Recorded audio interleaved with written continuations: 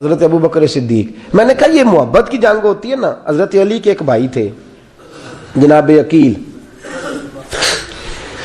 جناب عقیل وہ جب انہوں نے کلمہ پڑھا تو نبی پاک کے بڑا قریب رہنے لگے, اور میرے نبی کریم صلی اللہ علیہ وسلم بھی ان سے بڑا پیار کرتے. حضور فرماتے ہیں تیرا کلمہ پڑھنے کی مجھے ڈبل خوشی ہوئی ہے.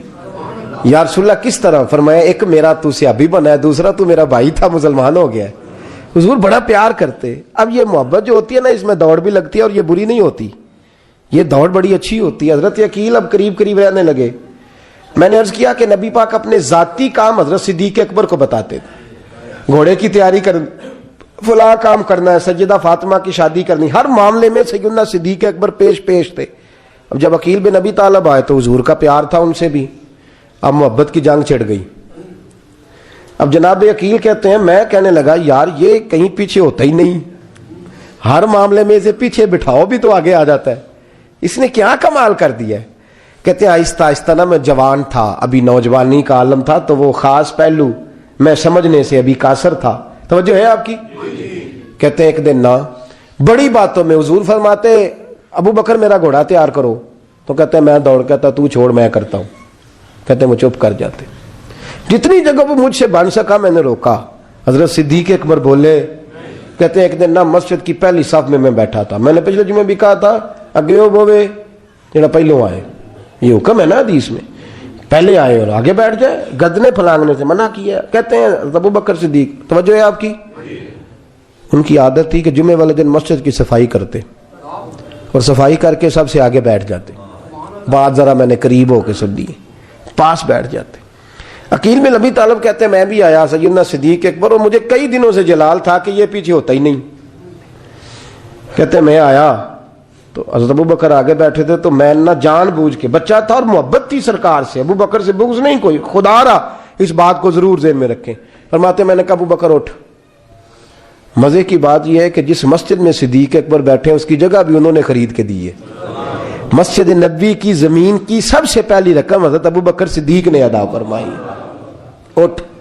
کہتے اٹھے, پیچھے چل. توجہ ہے آپ کی؟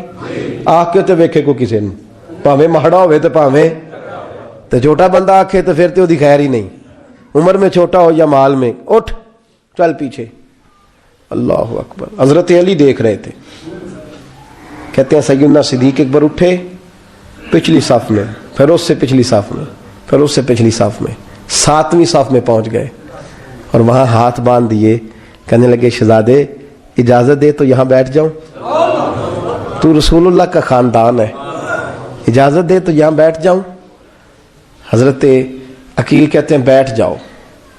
حضرت ابو بکر صدیق چپ کر کے پیچھے مل جائے وہی کافی ہے. 7ویں صف, شہزادے یہاں بیٹھ جاؤں. میں بیٹھ جا. وہاں بیٹھ گئے, نماز جمعہ پڑھا, سب چلے گئے. حضرت علی حضور کی بارگاہ, یا رسول اللہ عقیل کو تو کچھ سمجھائے. حضور نے فرمایا کیا ہوا؟ کہ حضور اکثر ابو بکر صدیق سے یار جاتا ہے, آج بھی پہلی صف سے اٹھا کے 7ویں صف میں. شکایت تو حضرت عقیل کی لگ رہی ہے نا, اور حضور فرماتے علی تو عقیل کی چھوڑ, بتا ابو بکر نے کیا جواب دیا ہے. تو ابو بکر کی بتا, تو اس کی چھوڑ, تو اس کی, تو میرے دوست کی, میرے یار کی, میرے خلیل کی بتا. تو حضرت علی رو پڑے, کہنے لگے محبوبہ ابو بکر جیسا درد کہاں سے ڈھونڈ کے لائے. تو چپ کر کے 7ویں صف میں گیا اور اس نے کہا تو خون رسول ہے, تیری نسل پاک میں ہے بچہ بچہ نور, تو ہے نے نور تیرا سب گھران.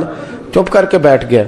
حضور نے فرمایا بلاؤ ابو بکر کو, عقیل کو بھی بلاؤ. دونوں آ گئے.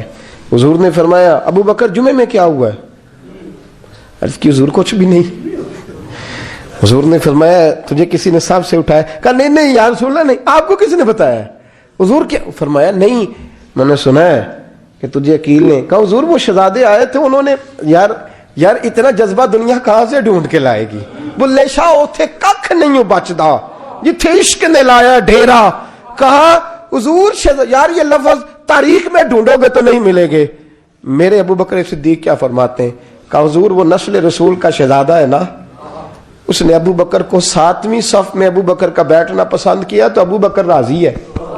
حضور اس نے یہاں بیٹھنا پسند کیا, تیری نسل پاک میں بچہ بچہ نور, تو ہے نے نور تیرا. اور کہا حضور وہ خاندان ہے, میں خادم ہوں, فرق تو ہے نا. وہ خاندان ہے، میں خادم. میرے رسول کریم صلی اللہ علیہ وسلم نے بلایا جناب عقیل کو، ڈانٹا نہیں، محبت فرمائی. سرکار نے فرمایا عقیل بیٹے بیٹھ جا، میں تجھے سمجھاؤں. پھر حضور نے بات چھیڑی، فرمایا تجھے پتہ ہے میرا ابو بکر کون ہے؟ عرض کی حضور میں. فرمایا نہیں سن، مکے میں سارا مکہ میرا دشمن تھا، یہ میری تنہائیوں کا دوست تھا. فرمایا لوگ تلواریں لے کے آتے تھے مجھے مارنے، اور اس کی تلوار اٹھتی تھی، کہتا تھا پہلے میں مروں گا پھر کوئی مصطفیٰ تک جائے. تجھے پتہ ہے یہ کون ہے؟ حضرت ابو بکر صدیق ہاتھ باندھے، حضور میں نوکر ہوں یا رسول اللہ، میں نے کوئی شکایت ہی نہیں کی. فرمایا عقیل یار ادھر بیٹھ بیٹے، میں تجھے بتاؤں. کہا لوگ مجھے شیب ابی طالب میں قید کر آئے تھے، میری بیٹیاں پتے کھا کے گزارا کرتی تھی. یہ ابو بکر تھا پورے مکے میں جو ظلم سہ کے میرے تک غلہ اور اناج لے کے آتا تھا. فرمایا عقیل ادھر آ، میں تجھے بتاؤں تیرا خاندان تیرا قبیلہ سوائے مولا علی شیر خدا کے، فرمایا وہ سب لوگ میرے ساتھ پیار کرتے تھے، ہمارے اوپر انہوں نے مکے کی زمین تنگ کر دی. فرمایا میں مکے سے نکلا تھا، ابو بکر کی بیٹی غار ثور میں کھانا پکا کے لاتی تھی، اس کا بچہ بکریوں کا دودھ لے کے آتا تھا. فرمایا یہ جان پہ کھیل کے میری نگرانی کرتا تھا. فرمایا تجھے پتہ ہے جس جگہ تو بیٹھا ہوا ہے نا، یہ مسجد کی زمین بھی ابو بکر صدیق نے خرید کے دی. حضرت سیدنا عقیل یا رسول اللہ غلطی. حضرت ابو بکر کہتے ہیں حضور واللہ و رسول و منو، میرے اوپر اللہ رسول کے احسان ہے. آخری لفظ میرے حبیب نے کہے. حضور نے فرمایا عقیل میرے پاس جس کے بھی پیسے آتے ہیں میں بیگانے سمجھ کے خرچ کرتا ہوں. میں کہتا ہوں فلانے کے ہیں، وہ پوچھے گا کہاں لگے، لیکن ابو بکر کے پیسے آتے ہیں تو میں اپنے سمجھ کے خرچ کرتا ہوں. اور میرے رسول کریم صلی اللہ علیہ وسلم نے فرمایا میرے ساتھ جس نے نیکی کی میں نے بدلہ چکا دیا ہے. ابو بکر کا میں نے بدلہ دیا ہی نہیں. قیامت کے دن جب سب جنت میں جانے لگیں گے تو میں اس کا بازو تھام کے اللہ کی بارگاہ میں لے جاؤں اور میں کہوں گا یا اللہ میرے مولا کلمہ پڑھنے سے لے کر غار تک، غار سے بدر تک، بدر سے احد، حنین، خندق، تبوک اور مزار تک، یا اللہ اس کی بڑی نیکیاں ہیں، اسے تو ہی بدلہ عطا فرما. میرے دوستو یہ رنگ حضرت سیدنا صدیق اکبر، بس وہ اقبال نے کہا کہ صدیق کے لیے ہے خدا کا رسول اور اس سے آگے پیچھے کچھ نہیں. یہ جو ماننے کا انداز ہے نا، یہ دیکھیے نا حضرت ابو بکر صدیق، بڑی دفعہ آپ نے بات سنی ہے لیکن اس بات کی لذت بڑی شاندار ہے. حضرت عمر نے طبیب بلایا ہے ابو بکر کو دکھانے کے لیے ملک شام. پہلے مانتے نہیں تھے، مولا علی کی سفارش ڈالی، پھر دونوں لے کے آئے. سیدنا علی المرتضیٰ بیٹھے ہیں، حضرت عمر بیٹھے ہیں، کہتے ہیں طبیب کو چیک کرو، ملک شام کا بڑا ڈاکٹر ہے. چیک کر لیا تو ڈاکٹر کہنے لگا کوئی مرض نہیں، کوئی تکلیف نہیں، کمزوری بڑی ہے، کمزوری بڑی ہے. ان سے پوچھے انہیں کیا مرض ہے. تو حضرت عمر کہنے لگے یار بول کیا مسئلہ ہے تجھے، کیوں اتنا کمزور اتنا بیمار رہتا ہے، کیا پرابلم ہے، کیا مسئلہ ہے. تو حضرت ابو بکر صدیق نے آنکھیں کھولی اور کہنے لگے عمر تو قسم اٹھا کے بتا، تجھے پتا نہیں مجھے کیا مسئلہ ہے. تو اٹھا نہ قسم، جنہ دے دل بر جانی بچھڑن کون روے پھر تھوڑا، سب روگاں دائی روگ محمد جس کا نام وچھوڑا. تجھے نہیں پتا تو بول، اگر خبر ہے تو پوچھتا کیوں ہے. میرے دوستو کمال دیکھو، مدینے میں آج بھی مصطفیٰ کو سلام کرو تو ساتھ ہی صدیق اکبر لیٹے ہوئے، ساتھ ہی لیٹے ہوئے. مدینے میں ابو بکر صدیق روز رات کو جا کے اس کے گھر کا کام کاج کر کے آتے. کام بتاؤں کیا تھا اس کا، جاگ رہے ہیں آپ لوگ؟ اس زمانے میں نا لوگ باتھ روم گھر میں بنا لیتے تھے، شاید پرانے لوگوں نے دیکھے ہوں، وہ اس کے اندر ہی پیشاب پخانہ رہتا تھا. وہ آتے تھے ملازم تو وہ اٹھا کے باہر پھینکا کرتے تھے. وہ بی بی گھر کے اندر پیشاب کرتی، نابینا ہے، وارث کوئی نہیں. ابو بکر صدیق آتے، امیر آدمی اور اس کا وہ پخانہ پیشاب اٹھا کے باہر پھینک کے آتے، پھر اس کے گھڑے میں پانی بھر کے لاتے، پھر اس کے گھر میں جھاڑو دیتے، پھر اس بوڑھی عورت کو کھانا کھلاتے، پھر اس کو خرچہ دیتے، پھر اس کو کہتے کہ فلاں آدمی کی تیرے پڑوسی کی میں نے ڈیوٹی لگا دی ہے، ضرورت ہو تو اس کو کہہ دینا. بڑے زمانہ خدمت کی. ایک دن حضرت عمر فاروق اس بی بی کے دروازے پہ چلے گئے، دستک دی. اس نے کہا کون ہے دروازے کا؟ میں عمر فاروق ہوں، عمر بن خطاب ہوں. پتہ چلا ہے آپ لوارث ہیں، میرا دل کرتا ہے میں آپ کے گھر کا کام کاج کر دیا کروں. تو بی بی کہنے لگی نہیں، ایک بندہ آتا ہے کئی سالوں سے وہ کر رہا ہے مجھے وہی ٹھیک ہے، ایک آتا ہے بڑے سالوں سے کام کرتا ہے وہی ٹھیک ہے۔ تو حضرت عمر کہنے لگے میں نے بھی کام ہی کرنا ہے، کچھ اس سے کرا لیں، کچھ مجھے موقع دے دے نیکی کا۔ کہنے لگی نہیں وہی ٹھیک ہے۔ تو فرمانے لگے میرے اندر کیا نقص نظر آیا ہے، اماں جی مجھے بھی ٹائم دیں۔ تو بی بی کہنے لگی نہیں وہی صحیح ہے۔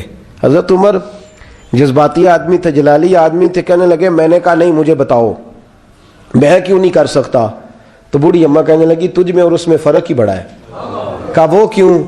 کہنے لگے اتنے سال ہو گئے اسے آتے ہوئے، اتنے سال، تو پہلے دن آیا ہے اور آتے کہہ رہا ہے میں عمر بن خطاب ہوں، اپنا نام بتا رہا ہے، سالوں ہو گئے میں روز پوچھتی ہوں تیرا نام کیا ہے، وہ بتاتا ہی نہیں۔ وہ کہتا ہے اماں میں کام صحیح کرتا ہوں تو نام کو چھوڑو، نام بتا کے کیا کرنا ہے۔ فرمایا یہ تھوڑا فرق ہے، اس نے اتنے سالوں میں نام نہیں بتایا اور تو پہلے دن ہی آگے کہہ رہا عمر بن خطاب ہوں، تو ابا جی کا بھی نام بتا رہا ہے، میں نے نہیں کام کرانا، مجھے وہی صحیح ہے۔ نام نہیں بتاتا، نوکری پوری کر جاتا ہے۔ حضرت سیدنا عمر فاروق فرماتے ہیں میں تہجد کے وقت جھاڑیوں میں چھپ کے بیٹھ گیا، کہتے ہیں مسجد نبی سے وہ شخص نکلا، چہرے پہ نقاب، پیروں سے ننگا، اور میں نے اس شخص کو خرامہ خرامہ اس بوڑھی عورت کے گھر کے قریب جاتے دیکھا، تو پیچھے سے جا کے میں نے کہا او مسافر چہرہ تو دکھا۔ تو کہتے ہیں چہرہ اٹھایا تو ابو بکر صدیق تھے، صدیق اکبر تھے۔ حضرت عمر فاروق فرماتے ہیں میں نے کہا تو جوتی کو اتار کے آتا ہے؟ تو کہنے لگے جوتی سے جب چلتا ہوں تو پیروں میں آواز پیدا ہوتی ہے، جوتے کی وجہ سے، پڑوسیوں کو تکلیف دینے کا مقصد تو کوئی نہیں نا۔ اور فرمایا جب جوتوں سے آواز پیدا ہوگی تو گلی محلے والے پوچھیں گے ابو بکر کدھر جا رہا ہے، تو میں نیکی کسی کو بتانا نہیں چاہتا۔ تو فرمایا ابو بکر کب سے آ رہے ہو؟ فرمایا چھوڑ عمر، بس دعا کر رب میرا آنا قبول فرما لے، تو دعا کر سرکار کی بارگاہ میں حاضری صحیح لگتا ہے، چھوڑ میں کب سے آ رہا ہوں، کس وقت سے آ رہا ہوں، اس مسئلے کو چھوڑ، تو یہ دیکھ پانی پر نسویلیاں رنگا رنگ کڑے پریا اس دا جانیے جس دا توڑ چڑھے۔ یہ بات آپ نے درجنوں بار سنی ہے، لیکن اس پر غور تو کرو میرے دوستو کہ حضرت عمر فاروق فرماتے ہیں جن دنوں تبوک کے لیے میرے نبی نے اعلان فرمایا میرے حالات اچھے تھے، ابو بکر کے اچھے نہیں تھے، مالی حالات کمزور تھے، کچھ مسائل تھے، میرے اچھے تھے۔ میری سرکار نے اعلان فرمایا کہ پیسے دو، فرماتے ہیں چونکہ میرے حالات بھی اچھے تھے تو میں نے کہا اس دفعہ پہلا نمبر میرا ہی ہوگا۔ فرماتے ہیں آدھا مال گھر کا، یہ بھی بڑی دلیری ہے۔ کتنا؟ بولیے اتنے تو اسی ابے نو نہیں دس دے ساڑھے کو پیسے کنے نے، کہتے ابا جی مانگنا لین، والد صاحب کو نہیں بتاتے، ہماری جیب بکھری ہوتی ہے، ایسے ہی نانا کو مانگی نانا لے۔ آدھا مال حضرت عمر فاروق فرماتے ہیں آدھا مال میں نے بانٹ کے حضور کی بارگاہ میں، اور ساتھ میرا ارادہ ہے کہ ابو بکر آج میں نہیں تجھے آگے گزرنے دیتا۔ فرماتے ہیں مال پیش کیا، تھوڑی دیر گزری تو ابو بکر بھی آ گئے، اور منظر کیا ہے؟ کہتے ہیں انہوں نے قمیض پہنی ہوئی ہے بوریے کی، سر پہ ٹوپی کوئی نہیں، پیروں میں جوتا کوئی نہیں، سر میں ٹوپی کوئی نہیں، پیروں میں جوتا کوئی نہیں۔ کہتے ہیں ابو بکر صدیق آئے، سب کا مال آیا، مصطفیٰ کی بھی اتنی توجہ نہیں تھی، پر جب ابو بکر آئے تو میں نے مصطفیٰ کریم کے انداز بھی بدلے ہوئے دیکھے، اس شخص کے آنے پر بدلے ہوئے دیکھے۔ فرماتے ہیں میرے رسول پاک کے سامنے ہر چیز ابو بکر نے قدموں میں ڈھیر کر دی، اور ڈھیر کر کے نا چیزیں رکھ کے تو فٹافٹ پچھلی سائڈ پہ، کسی کو پتہ نہ چل جائے، پچھلی سائڈ پہ حضور کے۔ تو حضور نے فرمایا ابو بکر سامنے آنا، گھر کیا چھوڑ کے آیا ہے؟ فرمایا ہر چیز، پیچھے بیٹھ گئے۔ تو محبوب نے بازو تھام کے آگے کیا، فرمایا کیا چھوڑ کے آیا گھر؟ یہ اس بات پہ بات آپ نے پہلے بھی سنی ہے، لیکن ان لفظوں پہ غور کرو۔ ابو بکر نے یہ نہیں کہا حضور کچھ بھی نہیں میں سارا کچھ لے، یہ لفظ کہا ہی نہیں۔ اللہ کرے ہمیں اس عقیدے کو سمجھیں، اس نظریے کو۔ یہ ترمذی اور مشکات دونوں میں یہ لفظ موجود ہے۔ یہ نہیں کہا حضور کچھ بھی نہیں سارا کچھ لے آیا ہوں، یہ نہیں فرمایا۔ حضور نے فرمایا ابو بکر کیا چھوڑ کے آئے ہو گھر؟ توجہ ہے آپ کی؟ لفظ دیکھیں، کہا ما ابقیت اللہ و رسولہ، یا رسول اللہ گھر میں خدا کو بھی چھوڑ آیا ہوں، محمد مصطفیٰ کو، مد مصطفیٰ کو بھی چھوڑ آیا ہوں۔ یہ لفظ ہے سیاستہ کے۔ اقبال کہتے ہیں پروانے کو شمع بلبل کو پھول، بس اس بس کو سمجھنا، پروانے کو شمع بلبل کو پھول، بس صدیق کے لیے ہے خدا کا رسول اور بس۔